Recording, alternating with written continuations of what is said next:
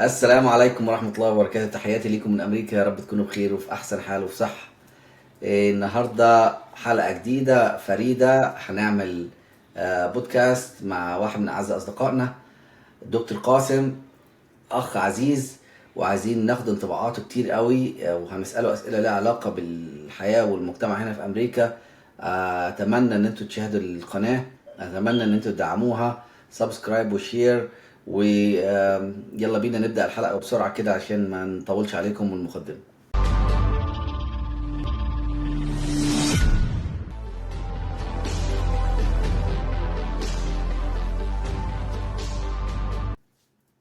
دكتور قاسم، سلام عليكم.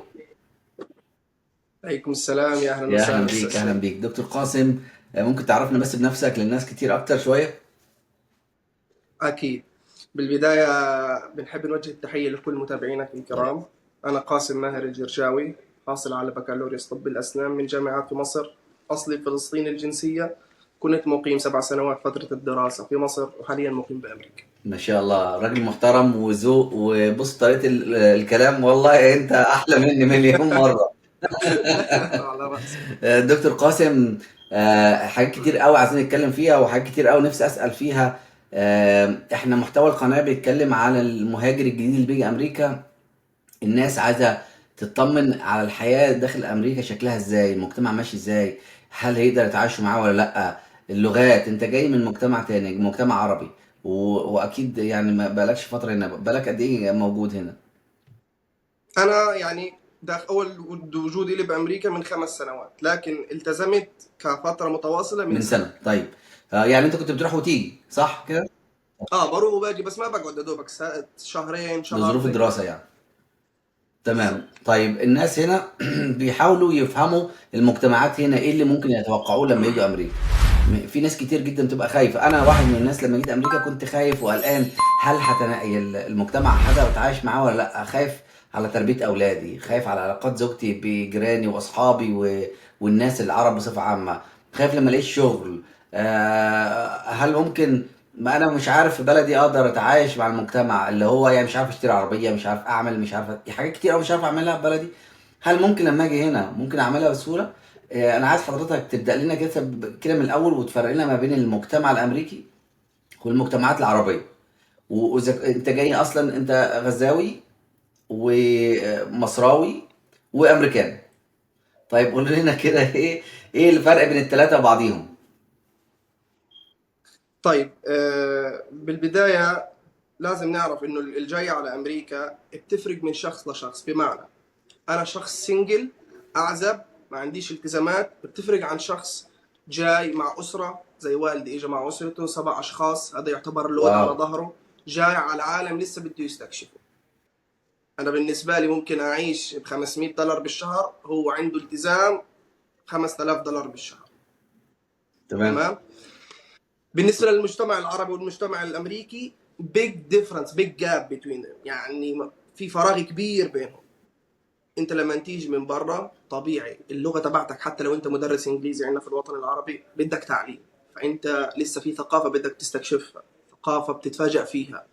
الشوارع، طريقه السياقه، طريقه الحصول على اتفه الاسباب زي الرخصه، زي انك تروح مثلا لولمارت تتبضع بضاعه، دي هي بالنسبه لك لانه اول صحيح. مره انت لسه بتتفاجأ. نيجي نتكلم على المواضيع المهمة اللي بتواجه العرب. حضرتك اتطرقت قلت انه شو بالنسبة للعرب اللي ما بوثقوا في بعض يعني هون. انا بالنسبة لي صراحة، وهذه وجهة نظري الشخصية، انا معظم العرب اللي انا قابلتهم هنا صراحة زي السمن على العسل. وهذه وجهة واو. نظر انا كنت بسمعها. بس ارض الواقع الاشي مختلف تماما. انت اذا كنت متحكم في حياتك، بمعنى شغلك يفضل مش ما يكونش مع دائرة عربية، لأنه إحنا ما شاء الله علينا، لكن لما إذا بتخلي شغلك مع أجانب وبتستفيد منهم، وانت عارف الاجنبي ما شاء الله عليه بظلمكاش، بتاخذ كل حقوقك وباخذ لك صحيح. اياها، ولكن حافظت على علاقاتك الجانبيه كاصدقاء، كاصحاب عمل، كخروجات، هيك مش حيأثروا عليك بإشي.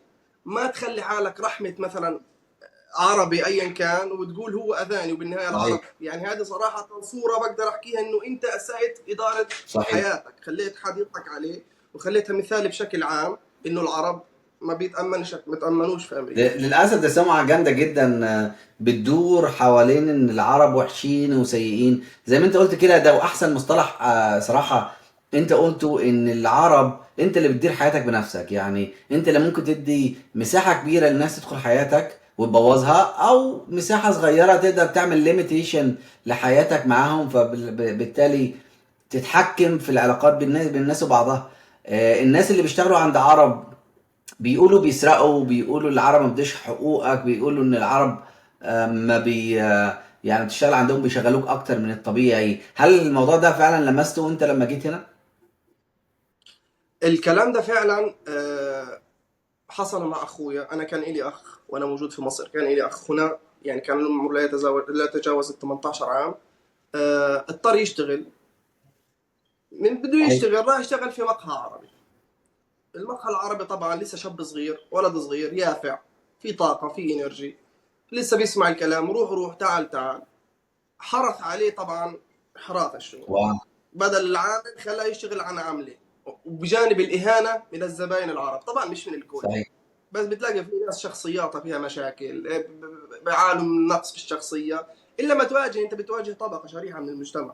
وانا ليا وجهة نظر في الموضوع ده. لو انت عايز تشتغل عند عرب اول ما تيجي امريكا جديد، او تخش المجتمع جديد، وجهة نظري انا انك تبدا لو انت اللغة بتاعتك محدودة، وامكانياتك المادية لسه محدودة، ولسه ما عندكش سيارة، ولسه ما عندكش بيت، وما عندكش مكان تسكن فيه، فبالتالي ممكن ناخد العرب شغل معاهم فترة أولية، أو يعني نقدر نقول يعني كده stimulate your appetite، فتح شهيتك في البلد، يعني بحيث تعمل فلوس تقدر تقف على رجلك وبعدين تستقل بحياتك. بس ما تقفش عند الحد ده، لان في ناس بتيجي امريكا بتقف عند الحد ده وما بتحركش، بمعنى. صح.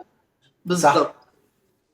مظبوط. انا عندي بالنسبه لي البيز تبعتك في البدايه، عشان اقول لك انت تعرف تتحرك ولا لا، لازم يبقى معك رخصه. لانه الرخصه دي هتخليك تشتغل شغلانه اللي هي مثلا زي اوبر او الشغلانات اللي فيها طلبات. دي بتخليك يعني في غنى عن العرب.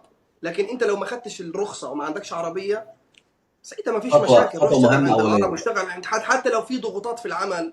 انت انت لابد هنا لابد. لكن برضه شخصيتك لها دور مهم في انه الشخص يستبدك او صح. يحترمك، حتى ولو انت في اسوأ الظروف. ولكن احنا نقول في اسوأ الظروف والشخص سيء، لابد انت تمشي امورك لانه عليك التزامات. بعد هيك لابد من انك تحصل على رخصة القيادة. ومن خلال رخصة القيادة، مش عارف تقريبا بدهم سنة معينة او سنة او سنتين علشان يحصل عشان على تشتغل اوبر اوبر. لازم يكون عندك تميت سنه بامريكا، معاك رخصه قياده داخل امريكا.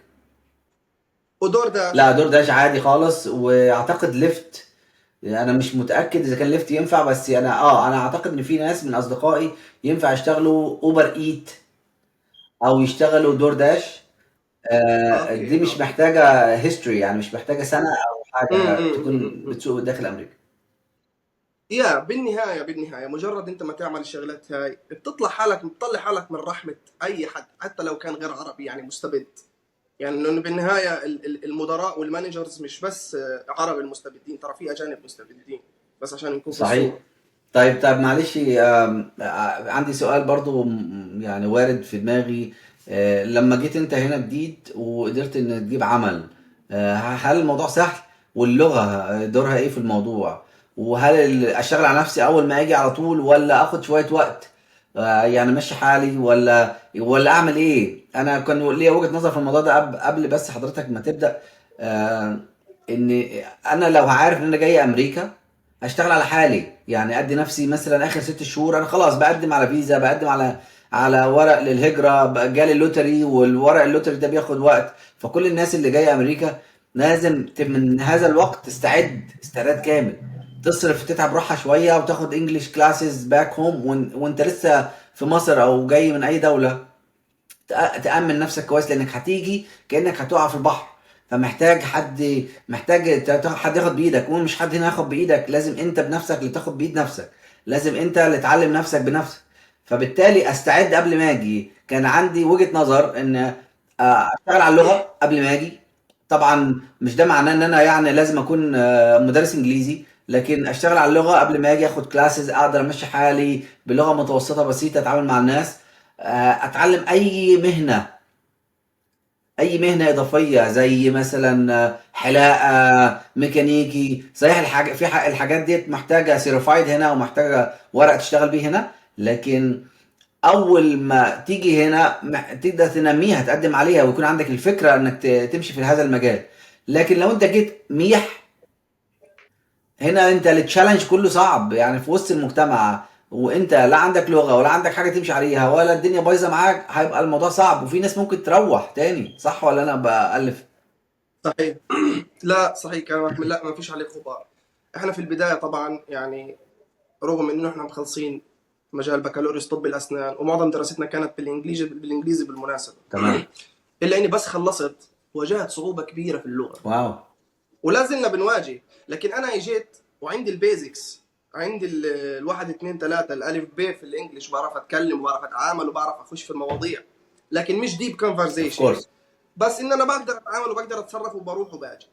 بالنسبه لموضوعي انا، بالنسبه لظروفي، بما انك كنت حاصل على بكالوريوس طب اسنان، فكنت انا بقدر اعمل في مجالي لكن كاسيستنت. اوكي. يعني هذا اللي مش الكل بيعرفه، انه بيحق لك تشتغل از اسيستنت في المجال تبعك بدون لايسنس، ولكن معلومه في مهمه كم جدا دي. سيرتيفيكيت بدك تاخذها. طبعا في كم سيرتيفيكيت، طبعا بتفرق القوانين هاي من ولايه لولايه حسب الولايه اللي انت رايحها. في ولايات تمنع ترفض رفض تام حسب الولايه تبعتك. لكن في كم من سيرتيفيكيت لازم تاخذها، هذه لابد منها، زي مثلا اسعافات اوليه، زي مثلا سيرتيفيكيت في الاكس راي، في طريقه اخذ الاكس راي. ما دون ذلك الامور بيمشي حالها. بالبدايه انت قلت انك انت ممكن تيجي على امريكا، محتاج يعني وقت، محتاج تاخذ بريك، محتاج تطور لغتك في البدايه قبل ما تيجي. اشي لابد منه، لازم تقوي لغتك، فيش مجال. اذا قضيت الوقت هناك بتريح حالك هنا، ما قضيتش الوقت هناك صحيح. وارتحت وقلت انا رايح على امريكا، راح تقضيه هنا بالدم. صحيح. هنا راح عمرك يروح وفلوسك تروح، لانه هنا اللي بكلفك في مصر مثلا $100 هنا هيكلفك 10000 و5000 صحيح. دولار صحيح. فالامر بيرجع لك. طيب لو ما عندكش مانع ممكن تشرح لنا الفرق ما بين الثلاث دول زي ما قلت كده في الأول؟ الثقافة في فلسطين، والثقافة في مصر، والثقافة في أمريكا. طبعا انا في البدايه نشأت وولدت في حبيبي. غزه فلسطين في سنه استنى بس 98. لحظة واحدة، لحظة واحدة. عايزين نوجه تحية لكل أهل فلسطين، على راسنا أقسم بالله، على والله راسي، على الله راسنا. يسلمك، الله أهل فلسطين يا جماعة والله العظيم كلهم على راسنا، في مصر أو في الله يسلمك. أمريكا. وأكيد الراجل أهوت يقدر يقول لو المصريين كانوا وحشين ولا لأ. يعني إيه؟ يعني إيه؟ لا حبايبنا، حبايبنا الحمد وجيراننا لله، الله يدوم وعايش. محبة بينا يا رب. الله يسلمك يا رب. فنشأت وترعرعت في غزة، عشت كل ثانويتي، خلصت الثانوية العامة هناك، مضى 18 سنة من عمري هناك. بعد هيك لأجل ظروف معينة قررت إني أستكمل رحلتي بالخارج، فكانت أقرب خيار إلي وأفضل خيار إلي الدولة المجاورة مصر، بما إنه كانت جامعاتها والتعليم فيها ممتاز. سافرت على مصر. طبعا الحياة مختلفة، ولكن الإشي المشترك بيننا وبينهم الدين صحيح. واللغة. وهذا الإشي الوحيد نوعا ما بتلاقيه سهل نوعا ما، يعني مقارنة بإنك تروح على دولة زي أمريكا لا دين ولا لغة. صحيح. فتعبنا في البداية، لكن تعرف تتواصل، بتعرف تتعامل. مجرد ما لقيت صحبة حلوة تدلك، ترسيك، تمشيك من على الشط، الأمور بتمشي يعني. بدأت جامعتي بال 2016، استمريت لغاية 2022، حصلت على الامتياز في مستشفى الجامعي في سنة ال ما شاء الله. 23.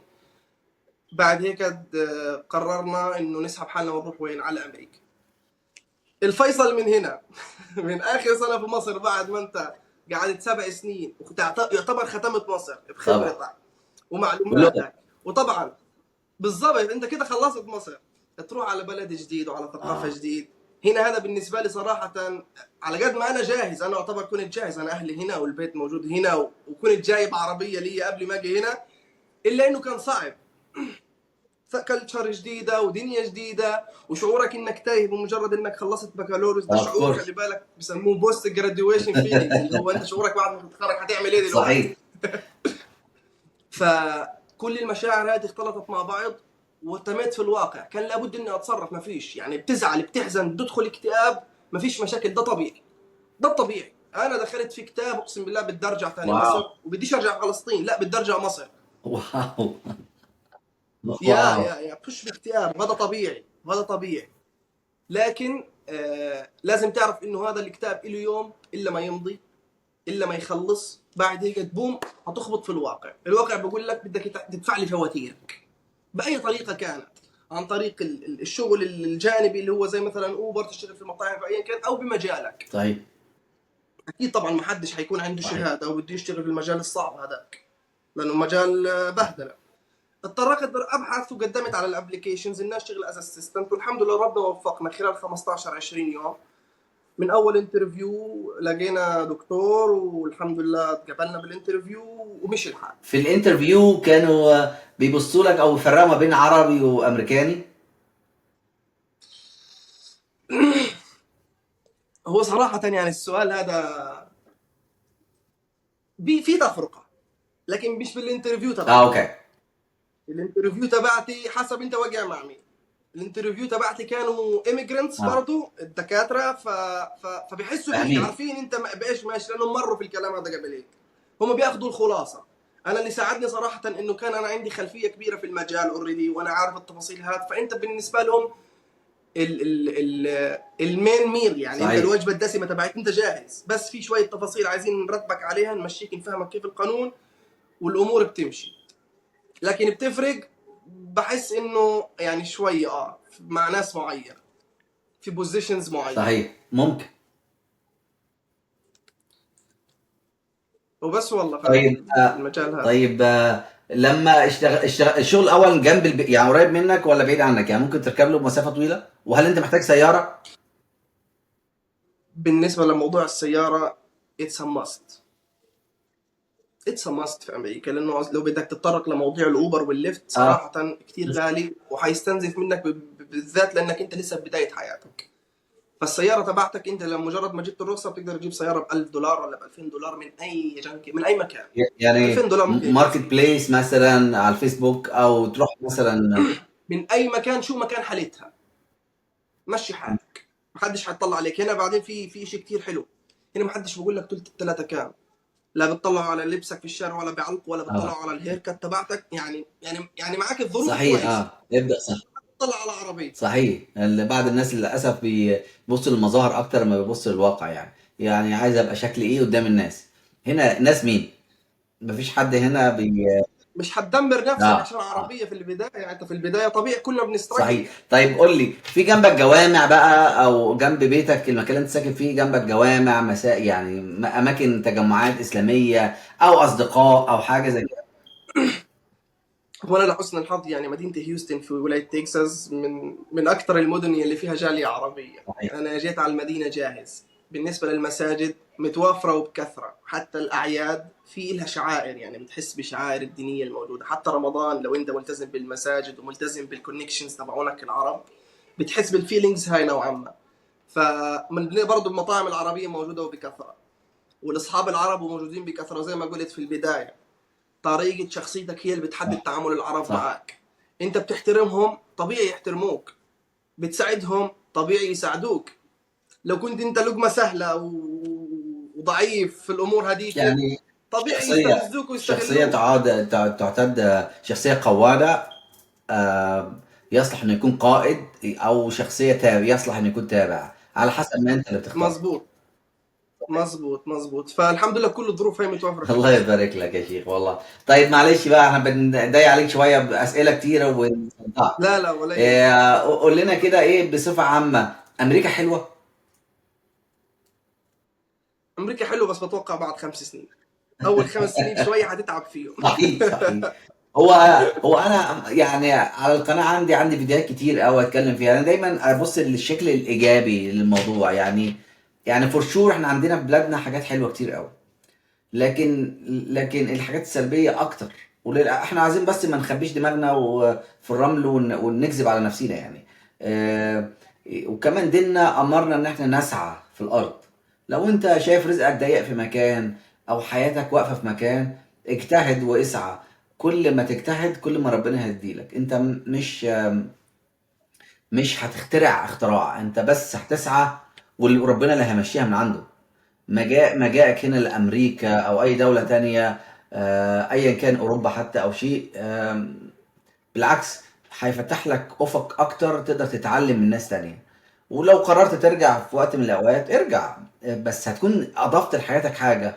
انا دايما اشوف ان الامريكان بيحبوا يتفسحوا يخرجوا، يعني يروحوا يلفوا ولاياتهم كلها، وبعدين يطلعوا على اوروبا، وبعدين يجوا عندنا في مصر.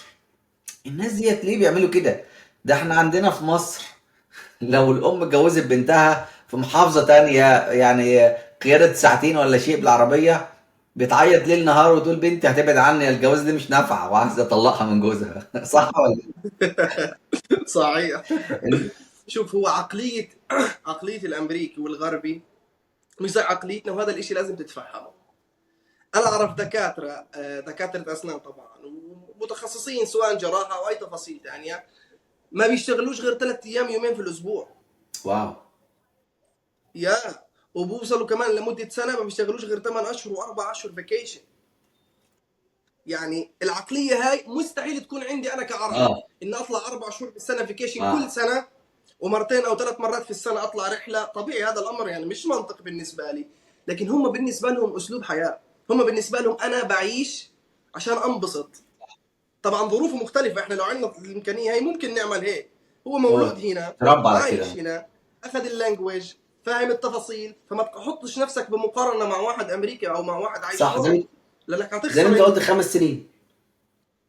بالضبط. اقل ما فيها 5 سنين بتكون اخذت الخبره الكافيه، شهاداتك، لغتك، جمعت لك شويه فلوس، سعيد ان شاء الله تعمر صحيح اكثر من اللي صحيح، عندك عندك دلوقتي. البلد برطع فيها زي ما انت عايز. انا بدك تقارن الدول العربيه بامريكا، هنا فرص كثيره. انا متاكد حتى شهادتي كانت عاليه في الوطن العربي، الا انه كان في كومبيتيشن رهيبه جدا في مصر. انا لو عايز اشتغل كان في دكاتره جبارين في كل مكان في مصر، وكذلك عندنا بالوطن العربي الدكاتره صاروا كثير قواي وكتار، عددنا كثير كبير في مصر كان. فمجرد انك تفتح عياده مثلا في مكان معين، او لو في مكان شعبي، انت مش هتقدر تعدي جنب الدكاتره اللي موجودين هنا، مش هتقدر تعدي خالص. مع انه مثلا ممكن شغلك زي شغلهم يمكن واحسن، بس انت خلاص هناك في كومبيتيشن جبار. هنا طبعا في فرص، والله يعني تفتح تحت تفتكر مثلا. هنا موضوع الله الله يوسع عليك، تفتكر هنا في امريكا كدكتور يبقى افضل من الدكتور هنا في بلادنا اكيد كفرص يعني؟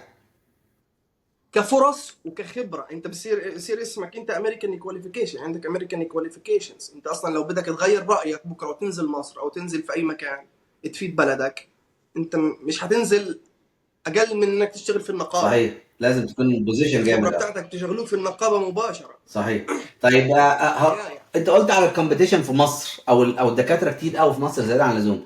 تفتكر عشان دكاتره تيجي من مصر هنا، طبعا مش هتطرق لنقطه لان انا عارف كويس قوي ان انت لسه بادئ هنا في امريكا، وطبعا شغال على انك تاخد لايسنس بتاعتك وتشتغل دكتور هنا في امريكا وكل شيء.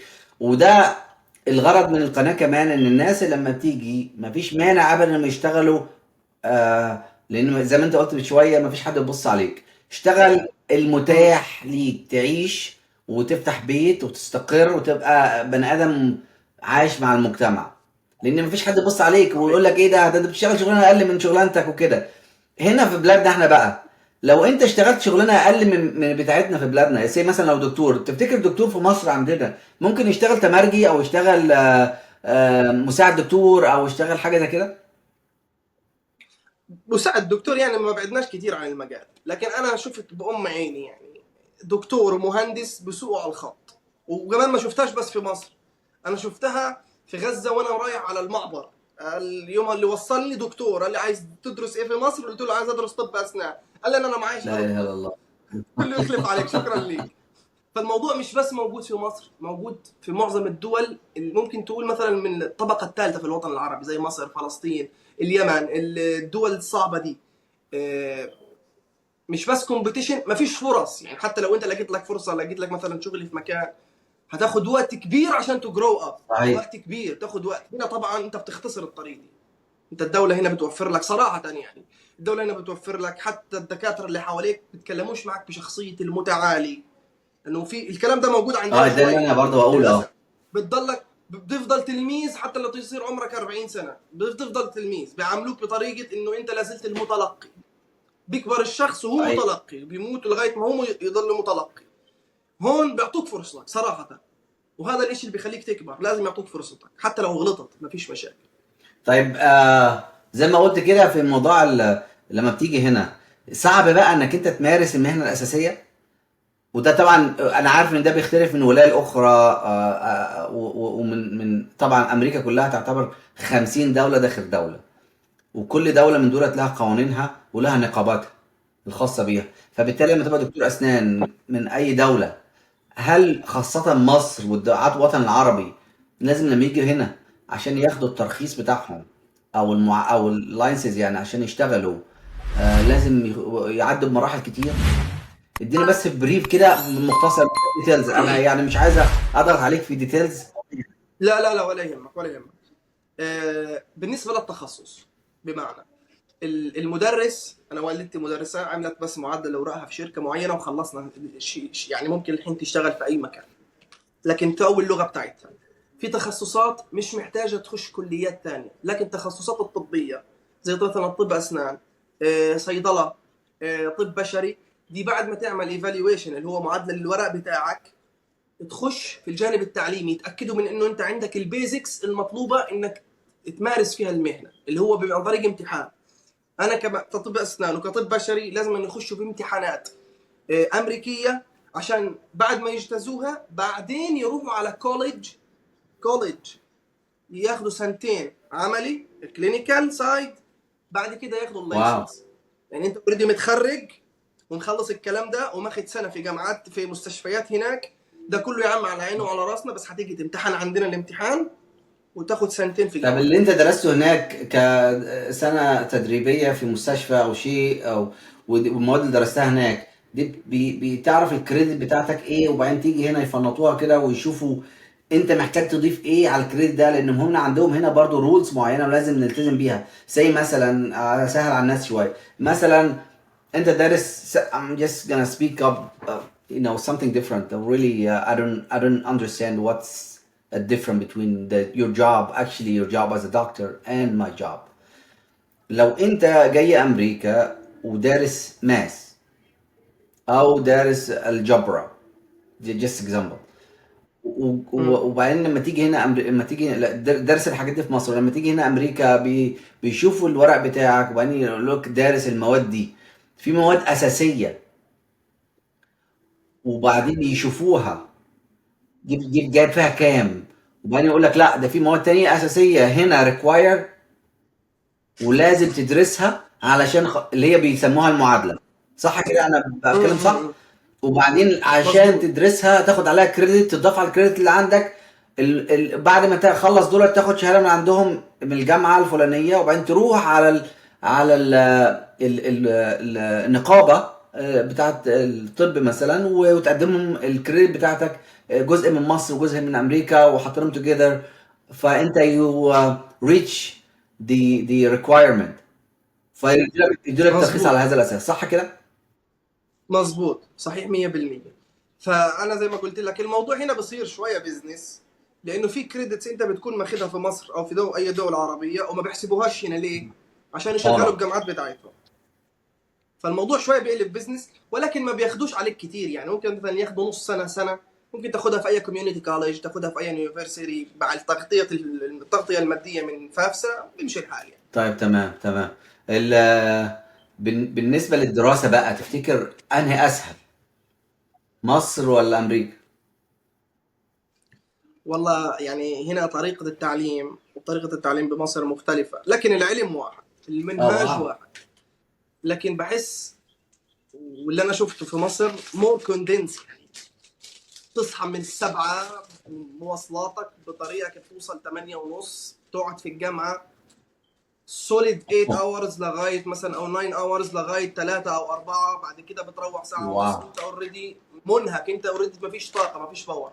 بخلاف هنا ممكن انت تحدد الجدول الاسبوعي بتاعك، ساعتين الصبح، ساعتين 8 بالليل، 9 بالليل. مرات عايز اخدها اونلاين اونلاين، المحاضره اونلاين، المره اللي جايه عايز احضرها في الليكتشر في القاعه. الاسبوع ده عايز يوم الاجازه يعني انت هنا في يعني براحتك ليابيليتي في تمارس الموضوع. حياتك بالاضافه لانك بتدرس. انت ممكن تبدا محاضرتين الصبح، بعد كده تروح الجيم، بعد كده تنزل على العصر كمان محاضره. الامور هنا بسيطه هو ده خالص. اللي انا دايما اقوله، يعني الناس الحقيقه متخيلين عشان هنا دولة أمريكية والمجتمع كله بيتكلم إنجليزي ومش عارف إيه، فالموضوع يبقى صعب. أنا ابن محمد لما جه هنا جه على ثانوية عامة، وكان الموضوع بالنسبة له يعني so difficult. أنا كنت متخيل كده، أنا كنت متخيل إن الولد مش هيعدي خطوة قدام. والله يا عمي أول يوم خرج لي من المدرسة ما شاء الله أصحاب ومعاه أول يوم. وبعدين شوية بدأ بقى في مدرسين يعرفوه. كان الانجليش عنده شويه بيتهته كده فيه، يعني كان لسه يعني ضعيف شويه في الانجليش، لكن ما شاء الله كان بيدرسوا حاجه اضافيه، لان هو طبعا جاي من دوله غير امريكا، فبيدرسوا حاجه اسمها اي اس ال او انجليش سكند لانجويج. والدنيا مشيت معاه ما شاء الله، وتخرج مع زمايله. والله العظيم محمد لما جه عشان يتخرج بعتوا لي اروح المدرسه عنده، اللي هو كان ميعاد التخرج. كان ميعاد التخرج تقريبا في شهر 5 او شهر 6 اعتقد يعني. فبعتوا لي، رحت اتكلم مع الكونسلر، وقعدت اتكلمت معاه ودردتش معاه. قالت لي ابنك زي الفل، بس هو عنده 3 مواد: انجلش 1، انجلش 2، انجلش 3. والثلاثه دولت لازم يدرسهم ويجيب فيهم درجات عشان يتخرج، وهم اساسيين، يعني حاجه مهمه لازم يعديهم. هو احنا هيتخرج، بس السيريموني بتاعته مش هتبقى مع زمايله اللي في نفس التايم، اللي هم هيتخرجوا في شهر 6. امم هو في شهر 8 او شهر 8 اغسطس.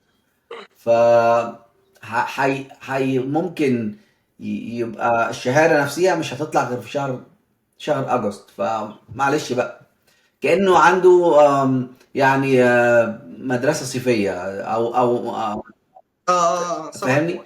فالمهم ايه، قلت له خلاص يعني هنعمل ايه، يعني ما دام هو عنده حاجات لازم يخلصها يبقى خلاص. والله العظيم محمد، يعني انا يعني I'm very proud of him. تفوق على نفسه، خلص مع زمايله ال3 مواد واتخرج معاهم، وراح السيرموني معاهم.